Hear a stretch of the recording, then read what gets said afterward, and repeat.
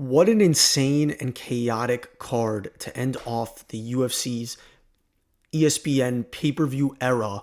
And who in the world could have predicted that both Pantoja and Merab would lose their belts in the same night?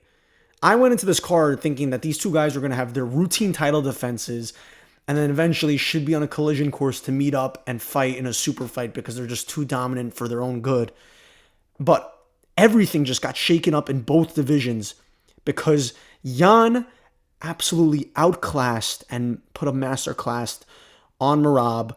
We never see Merab face something like that, where the amount of damage that he took, not being able to have any success in any of the takedowns, even being pushed to his cardio limits in some moments, and really just seeing Merab get hurt like that was truly just insane. And one of these weird fight outcome moments where it's just like, it's just crazy how Yan did that.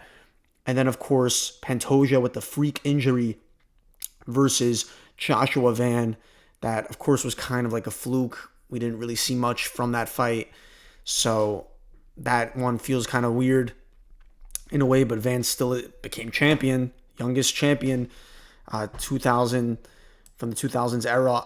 The rest of the card was absolutely insane. Every fight went pretty much to decision, or the fights that did go to decisions were wars, very high-level wars with very back and forth. I mean, Talbott pretty much had a one-sided domination on Cejudo, but very entertaining fight. Guskov, too. Crazy finishes in the prelims. These fights did not disappoint at all, as predicted, but could never have foresaw this. I mean, really, when this fight first started, I thought, okay, Merab's going to try to keep it on he wants to keep it on the feet a little bit, see if he could feel Petr Yan out with the striking, but it's going to kind of just be the same kind of game plan that he fought with the first fight, shoot a bunch of takedowns, have the control, and go to decision with Petr Yan. But then all of a sudden, Petr Yan defends one takedown, and then he's keeping it on the feet. Then he defends another takedown in that first round, and you're like, wait a minute, something could be new here. Something new is happening right now in this fight. And before you know it, Petr Yan is bringing the fight to Merab Dvalishvili. Merab, who's still probably, in considered in many people's eyes, the GOAT of this division's history. Just the resume he's already put together is truly one of a kind and unique. The way he was going after it, trying to get that record. I mean, respect to Merab. He really was almost there. He put himself out there to try and get this record of 4 title defenses in a year. Impressive wins over Umar, Sean O'Malley, Corey Sandhagen. The resume is ridiculous. Just because he lost to Petr Yan doesn't mean he doesn't have the most ridiculously stacked and crazy resume in bantamweight history. He still has that. But imagine what it would have been had he defended versus Petr Yan for the second time and just continued to add. I mean, I really thought Merab was going to retire with the belt. That's just the trajectory I felt like Merab was on, which is crazy. This just shook everything up. Petr Yan probably is a top 10 fighter of all time, especially knowing just the ways that he got here, right? Petr Yan, the story to getting back to the belt. There's that, and then, of course, there's in of itself just beating a fighter like Merab, who was on this trajectory and is one of the greatest bantamweights on the planet. But then Petr Yan just beat him. And not just in a super entertaining kind of fight. Crazy kicks to the liver, crazy striking, threw Merab on the ground. I mean, Merab had a moment also where he picked Petr Yan up and literally held him for like a good 10 seconds. And the crowd loved that. But Petr Yan took him to the ground, displayed great defense, and then just when it comes to the feet, you can't hang with Petr Yan on the feet. Petr Yan is a world-class fighter. Displayed that striking, dotted up Merab, dotted him up, won pretty much 4 out of the 5 rounds easily. And you really don't see that. You haven't seen a fighter do that to what Merab did, and the amount of damage that he put on Merab. To see Merab get dotted up like that, it's sensational. Petr Yan, 3 straight wins after 3 straight losses. He had the controversial loss over Aljamain Sterling where he needed down opponent, lost that fight. Lost the rematch, lost to Merab, maybe had a robbery versus Sean O'Malley. These were all things that Petr Yan went through and then slowly had to climb his way back up to the mountain. While Merab's going on this crazy campaign, Petr Yan's quietly doing his own.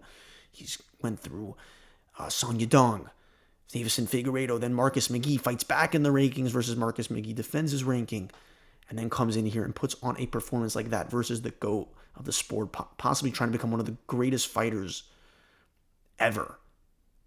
goat of like the sport.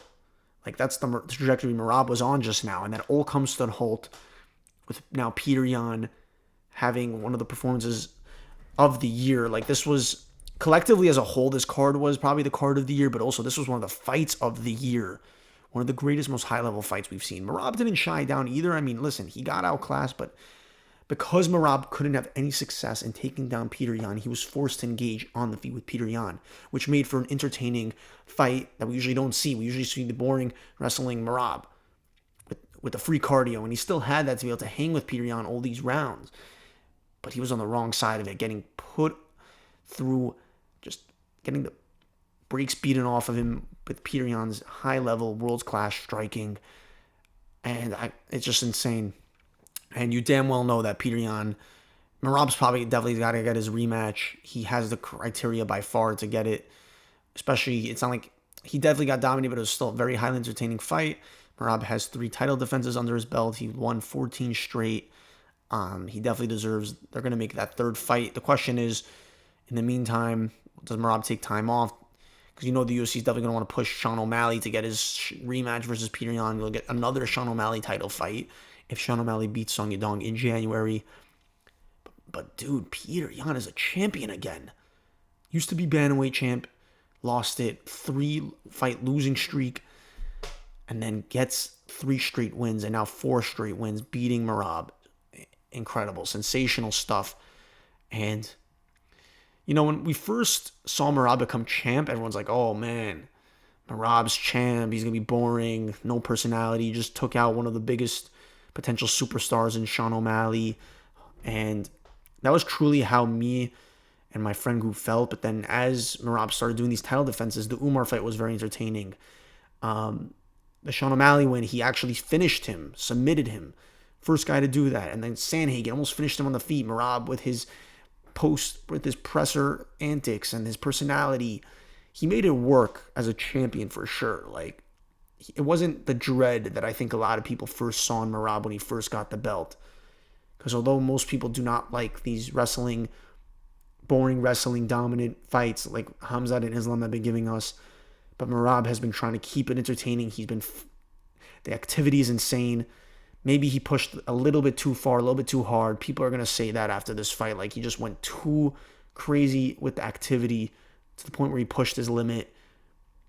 Because Petr Yan probably had more time to recover. Because Merab fought in October. The last time Petr Yan fought was Abu Dhabi in June, I think.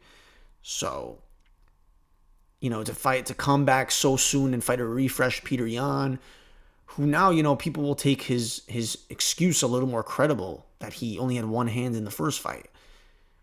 It's a complete different story with this fight, man. What a war. What a war. That was one of the craziest fights I think I've ever watched. This card is one of the craziest cards I've ever watched, and it was a sensational way. But what a way to end Merab's reign of terror. Really thought he was going to retire with the belt, honestly. Still probably the GOAT, but again, Petr Yan.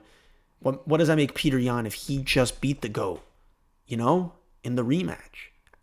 Like, and in that type of way, crazy, shakes up everything. All right, now we go to this co-main event.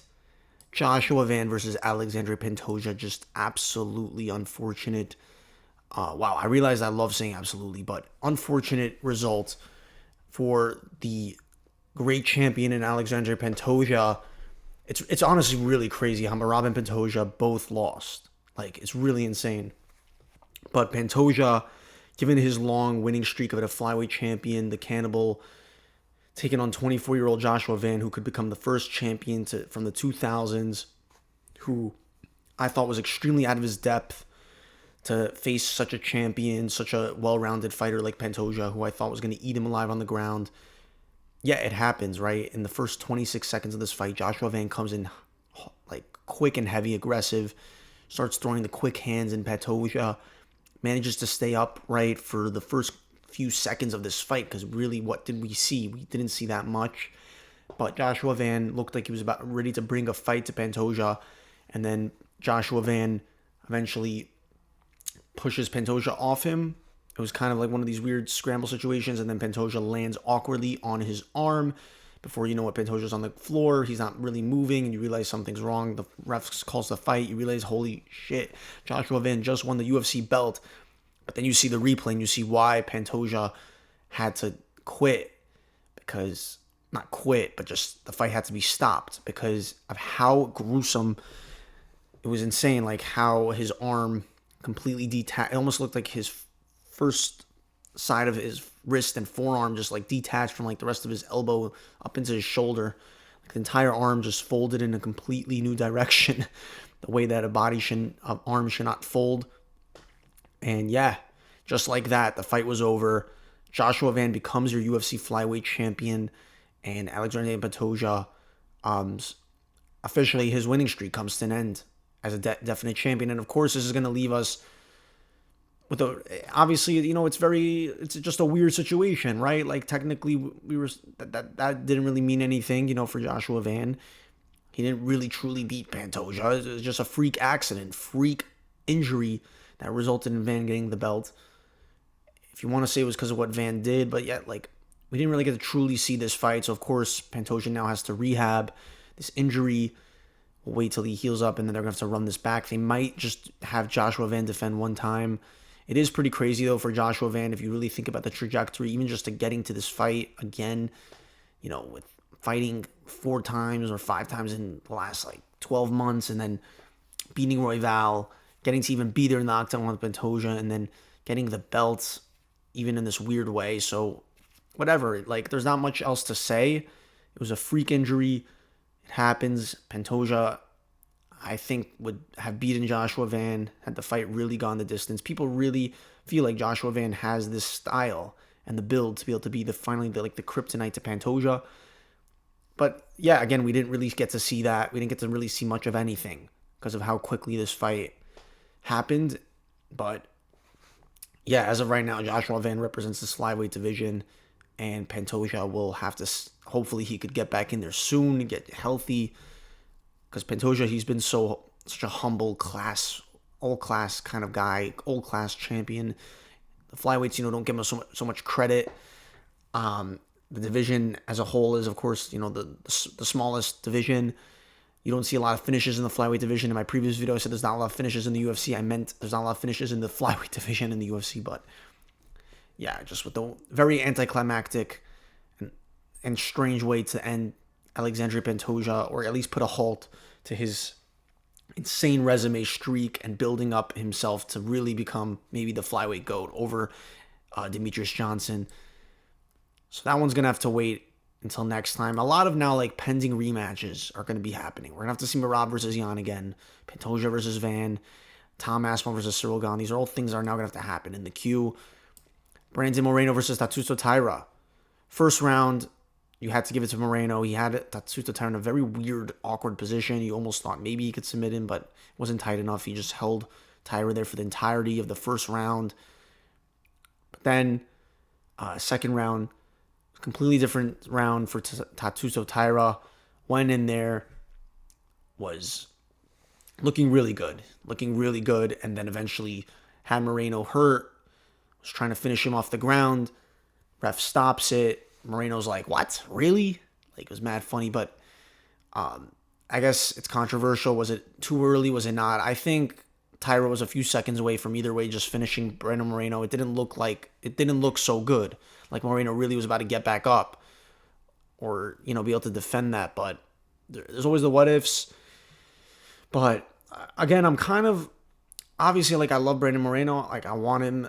But at the end of the day, even if he won this fight, which by all means he would definitely be eligible for a title shot with a win over Taira. But again, if Pantoja had the fight not ended the way it did, and Pantoja, if I predicted correctly, would have beaten Van, I didn't think that Brandon Moreno versus Pantoja 3 is such an appealing fight when Pantoja's beaten the first 2 times that they've fought. So Taira is a new, fresh, and explosive matchup to fight Pantoja. Another intriguing, challenging fight for Pantoja. But of course, all that doesn't even matter right now because Pantoja's injured. So maybe Taira's not going to fight Van. 18-1, Tatsuro Taira versus Joshua Van. And then Brandon Moreno, he's only 31. He still has a lot of time left in his career. Of course, he's a 2-time division flyweight champion. Now, he'll continue to just be one of the most elite guys. But will he get back there? I think he can, as long as Pantoja's not at the top of that with that belt around him. Because I think anything, Moreno is going to lose to Pantoja. So I hope Moreno. He would probably hope that, like, for his sake, that like someone new is still the champ when the time he reclimbs. Because he was on a little bit of win streak. He beat Amir Abazi, Steve Urzeg, and he won that first round, but ended up losing the second round. So Tatsuro Taira, very impressive. As a flyweight, Peyton Talbott, crazy explosive showing versus Henry Cejudo. Peyton Talbott, after this performance, really showed he's the real deal. He's not just like one of these prospect knocking out bums type of fighter anymore. Like, he just displayed a dominant performance and a fun, entertaining fight versus Henry Cejudo, who sure was on his way out, UFC legend, retiring, but and he went out on his shield. But Peyton Talbot's really sent home to retirement a ranked Henry Cejudo, who was a big player in this game for a long time, and that's 2 straight wins from Talbot since getting that big loss to Ronnie Barcelos. Beat Felipe Lima, who was also a crazy Brazilian Jiu-Jitsu prospect. Now beats a wrestling and respect to Henry Cejudo. I thought he was going to kind of try to like wrestle and be like boring like that. But actually, Peyton Talbot had great defense. So actually, that didn't really work for Cejudo. He had the 6-inch height advantage, the reach advantage. He kept him on the feet. He darted up Cejudo. Cejudo had a crazy chin in this fight, because I'm like, how many times does Peyton have to dot up Cejudo with that 1-2? And Cejudo's not getting hurt. Like, crazy chin work by Henry Cejudo. And Talbot also got him with some knees. Even took Henry Cejudo down. And like, Talbot just looked like he was having fun in there. He looked so loose. He was smiling. He tried doing the Max Holloway in the final seconds of the fight. He kept entertaining. Whether you think he's cringe or not, Talbot just had a stellar performance. And I think he's going to gain some fans after the performance like that, because that was a really entertaining 3-round fight. And Talbot is the real deal. Displayed a very well-rounded game plan versus Henry Cejudo. And the striking just continues to look super clean by Talbot. So he's probably going to get an even higher ranked opponent now. Exciting stuff in the bantamweight division. I would love to see Talbot versus Malcolm Wellmaker one day. Wellmaker still has work to do to catch up to Talbot, but that's a fire matchup. I think Talbot, if he could eventually fight Sean O'Malley, Talbot could be one of these guys. He could be one of these guys. And Cejudo, legendary career, but yeah, it was time to wrap it up, buddy. So, yeah, the amount of damage he took in this fight, that was crazy. Such entertaining fights, man. All these fights, bro. Bogdan Guskov versus Jan Blachowicz. Round started off slow. Bogdan, it wasn't the usual Bogdan. I was expecting that first round. Like, he was kind of taking his time, being calculated with it. I guess respecting a little bit of the veteran Polish power that Blachowicz has. And then eventually caught Blachowicz, put him down. I thought he was literally about to finish him, but fight still continued.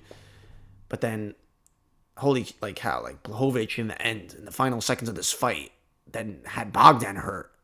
And he almost finished Bogdan, but then buzzer beater, round ends. And yeah, like, Blachowicz, without those final seconds, it would clear-cut be a Bogdan Guskov decision win, but Blachowicz really changed the entire outcome of that fight with those final few seconds in round 3, with almost finishing Guskov. And what happens, he ends up getting a draw again. Have you ever seen a fighter that keeps on getting draws like Jan Blachowicz? But I guess he'll still stick around now that hasn't necessarily gotten the loss, but maybe they'll run it back. But Guskov continues to look like a scary fighter. Almost finished Blachowicz. And yeah, Guskov. So that was that fight. Crazy finishes in the prelims. Manuel Torres KOs Grant Dawson in the first round. Manuel Torres looking again like the real deal. Another first round KO. He's been active. He beat a ranked opponent now. He's going to be in the rankings. They're definitely going to put him on the Mexico Fight Night. There's no way they fumble that, but he's been looking sharp. He sits down Grant Dawson, sends him back. As expected, I expected nothing less from the minute that the UFC announced this fight. Chris Duncan versus Terrence McKinney. Terrence McKinney goes in there, immediately does his Terrence McKinney style, just a flurry of shots at Chris Duncan. Had Chris Duncan hurt, almost finished him. Then Chris Duncan hangs in there, great durability and stamina. Then catches Terrence McKinney with some kind of shot that grazes McKinney, puts McKinney on the ground, and then submits him. Chris Duncan has, I think, put in enough work. He should definitely get a ranked opponent next. Only one loss in the UFC, 2 manual tours, I think. But he has had some really good prelim wins. War versus Rumbecki. Just had a crazy firefight with McKinney, which he ended up on the right side of. And McKinney, listen, whether he wins or loses, continues this streak of just never going to decisions. Always ready to put on a fight and a war. And continues to just put on these explosive, crazy performances that ends in finishes, whether it's him or someone else. Terrence McKinney fights are always going to be bangers, always going to be entertaining. And Chris Duncan, he's been putting on some entertaining fights. He's slowly becoming one of my favorite, underrated, under the radar fighters in the UFC. So I'm excited to see who they give him next. Crazy banger prelim. Macy Barber beats Karine Silva. Typical woman's decision. Nazim Sadikov loses to Vreziam. Vreziam dominated pretty much Nazim Sadikov. Nazim Sadikov didn't have anything to offer in this fight. Vreziam completely decimated him with his groundwork. Had him on the ground for the majority of the first round. Comes in the second round. Then clips Nazim Sadikov with 2 straight elbows to the side of the dome. Finishes Sadikov. Vreziam is looking like a legit problem. Also at lightweight. Just so many lightweight stacked. Like these are just all unranked guys right now.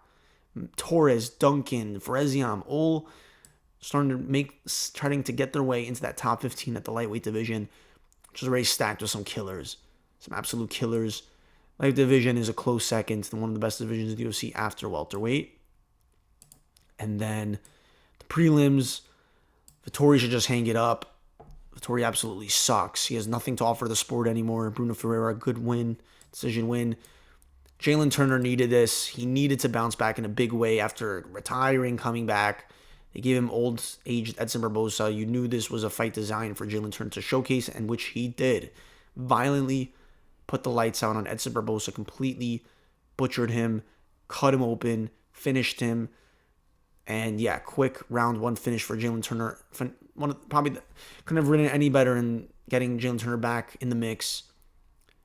Great get-back fight for Jalen Turner after retiring. You could see he was emotional, thinking he almost gave up on his dreams, but glad to see him back in the win column because he's a fun, also lightweight, and now he might also get a fight in the rankings. Maybe they match him up versus Torres or Duncan, any of these lightweights that won tonight, bro. Like, him versus Vreziam would be fun too. But Jalen Turner, in order to be fun, he needs another striker to trade shots with him, big shots and hooks. This fight was one of the craziest fights in UFC history, craziest 90 seconds in a fight, just an absolute insane bar fight style, crazy shots being thrown. Ibo Aslan doing a flurry of shots at Iwo. He clips Iwo. Iwo clips him. They both knock each other to the ground. They both get back up, throwing heavy shots. A knee up there. Then they reset. Everyone's going nuts. And then Ibo Aslan tries closing in again on Iwo. Starts doing his flurry of punches again. He's clipping him a couple times. Iwo is landing. He's landing at the chin, but it's just not putting Iwo down. And then Iwo puts one right back, and that one puts Iwo to the ground, and then the ref calls it. Without a doubt, the craziest 90 seconds probably in UFC history. Absolute insane fight. And then Mansour Abdul Malik with a standing guillotine submission. And Marion Santos KOs Mohamed Naimov. For the most part, I think I got pretty good on picks. I really did a good job on picks with this card. Turner, Ferreira. Yeah, Duncan, Torres. So, crazy card to end off this year. One of the craziest cards I've ever watched, honestly. And ended with literally our 2 dominant champions, respectively, maybe the GOATs of their divisions, that actually both got dethroned on the same night. One to unfortunate injury and the other just very clearly a fighter like Merab who got outclassed and outdogged by Petr Yan. It really feels real. It's crazy. I can't even process this still. Petr Yan's the champ again. And yeah, guys, let me know in your comments what you thought of this insane card. Probably card of the year. Crazy way to finish off the year. We only have like one fight night left. And then, and then it's pretty much like a good 6 weeks until then January 24th, UFC 324 to open up the Paramount era. That card's looking stacked. Oh, and we might as well mention that 325 got some added fights. Hooker versus Benoit Saint Denis. Hooker getting there in there quickly versus a very winnable match. Benoit. I really think Hooker could win that one, but Benoit's been on a good win streak. And then Ruffy versus Fiziev is a stylistic beauty. You got Quillen Salkit on the prelims.